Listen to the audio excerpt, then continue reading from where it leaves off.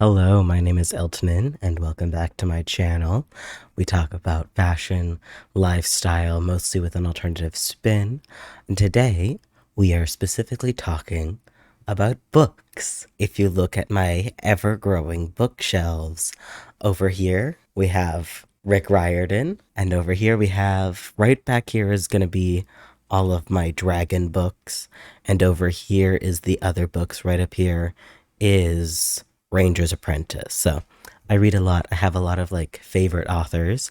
Most of these books are thrifted. This past month, I've actually been able to sit down and read things that I haven't read before.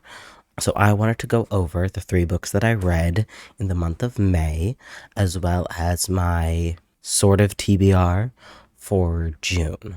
So the first thing that we're starting off with is going to be The Cruel Prince. This was a book that I have been seeing on my TikTok for a long amount of time. I've seen edits and artwork and cosplays that I think are absolutely stunning. So I was like, okay, I gotta pick it up. And then I found it on accident when I was looking for jeans. Whenever I go thrifting, even for clothes, I always stop at the book section. So I found The Cruel Prince. Personally, I really enjoyed it. It was a fairly quick read, all things considered. I think I read it in quick little bursts between. It took me a week to read it, but it was a week of short reading bursts. So if you put it all together, I think it took me a couple hours. I really enjoyed it. I really liked Jude and her relationships with the other characters. The main thing that a lot of people will see, especially now, is when romantasy is a big genre, is the relationship between Jude and Cardan. If you're looking for a romance book, this is not a book that immediately hops into romance. I would consider it roughly an enemies to lovers, but the lovers doesn't happen. They're kind of crushing on each other. We're going to do a compliment sandwich. I think I really liked the concept. I thought that was very interesting. The thing that I disliked the most about this book, I wish there was more paragraphs dedicated to describing Elfheim itself. What does it look like? The architecture, the plants. But that's also something that I think I, as a dungeon master, also struggle with a little bit. So I can't be too mad at it. Oh, because I know I struggle with it, I also look at books that I read to help me get better at something. So I wish there was more paragraphs describing the world, but really good dialogue, really good characters. Big fan of all the relationships. Very little that I disliked about this book, so I'm excited about the sequels. I'm going to try to pick up the sequel and the trequel up from the library. I am 5th place in holds, though, so it might be a couple weeks before I get it. Or I have to go find a new library, which, now that I've gotten back into it and kind of started doing book talk reviews on my TikTok, I might actually end up finding another 2 library cards. That way I can get my hands on the books that I want. You're going to have to forgive me. I'm going to try to cut it out as much as possible. I do have a raging sinus infection, and it is making me so congested. Our next book is going to be Can't Spell Treason Without T. I did buy this book in full, kind of by accident. I wasn't planning to buy it. The book section is right near where I need to go get printer ink. So I was like, I might as well go check out what's over there. And I saw this one, and I've been following this author on TikTok for a little bit, and I knew that she had this book self-published. So I saw it in store. I was like, absolutely have to pick it up. Yeah, I guess I must have missed when she got her book traditionally published. Either way, it's really good. I really enjoyed this book. So it's a sapphic romantasy book. You have your 2 characters here, which are the guard with the white hair and the sword, and then the mage over in the corner. So it's like a guard mage relationship. It's really cool. It's a pretty fast read. I think I've read this in about 2 hours. I was expecting it to take a little bit longer. It was really fast. It has these blue sprayed edges. So our compliment sandwich, if you will, I really liked the world building in this. I thought there was a lot of really good descriptions. I thought that the plot line was really interesting. It really balanced characters' interpersonal plots as well as the overarching plot within the series. I know in the publishing world, they will write books, like the first book in a series is essentially could be read as a standalone. This one is not a standalone. So if you're looking for a complete story, this has like not all the plot lines wrap up at the end. There's very much plot lines for the next book to pick up, but I believe it would have been bought in as a duology. So I like that where it's not like there's a happy ending, but it's not a complete ending. The thing that I disliked the most about this book is I think it was marketed a little bit weird. I think that I thought it was going to be more cozy fantasy than high fantasy. If you're looking for a rom-com with fantasy elements, this does play a little bit into that, but I would consider it more high fantasy with cozy fantasy elements. There's a lot higher stakes.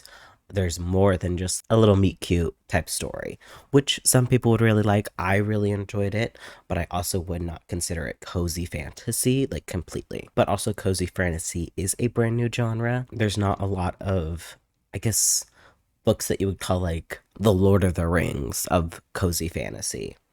There's Legends and Lattes, which is the biggest one, but I think as a genre as a whole, it has to develop more before you can consider things in or out of it. Does that make sense? And then again, the best thing, I really liked the two's relationship, as well as having a relationship not just with themselves, but with their friends in the town.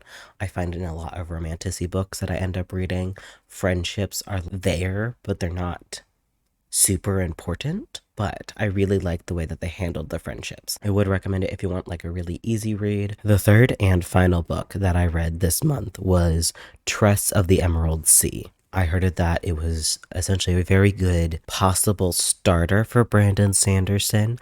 I have not read any of his works. I have, however, watched so many of his writing lectures. I think it's supposed to be the other way around. I think you're supposed to read his book and then go to his writing lectures.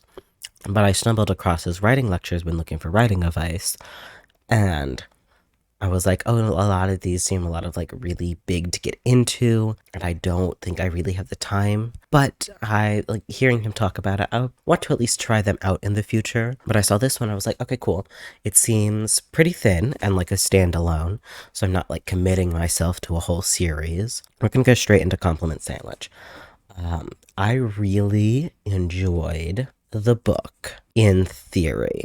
I try to be a little bit vague about the other books. That way it's not like, oh, here's everything about them. That way you get interested in reading them.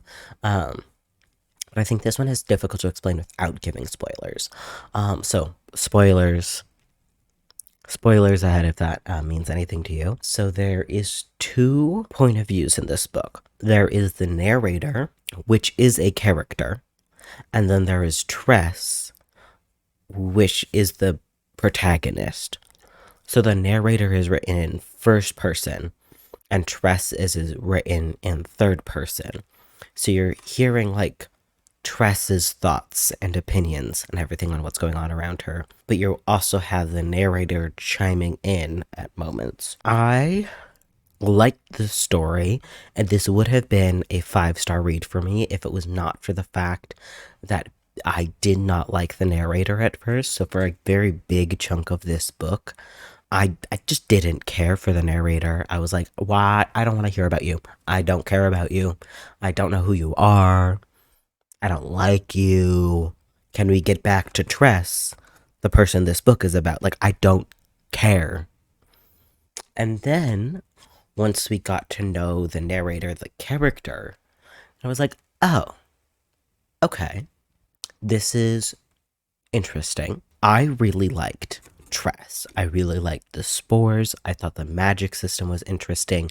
I thought the way that the ships were set up was very interesting. Like, it's a very well thought out world.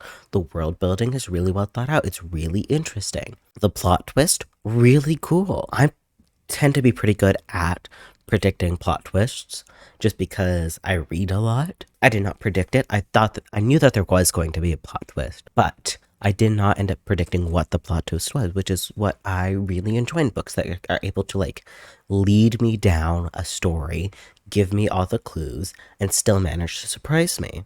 But surprise me in a way that I can go back and read through all of those clues and be like, oh, I just didn't connect dots 1 and 5 together, but I connected 1, 2, and 3 together. That I like that. I like when I can see those clues being laid out.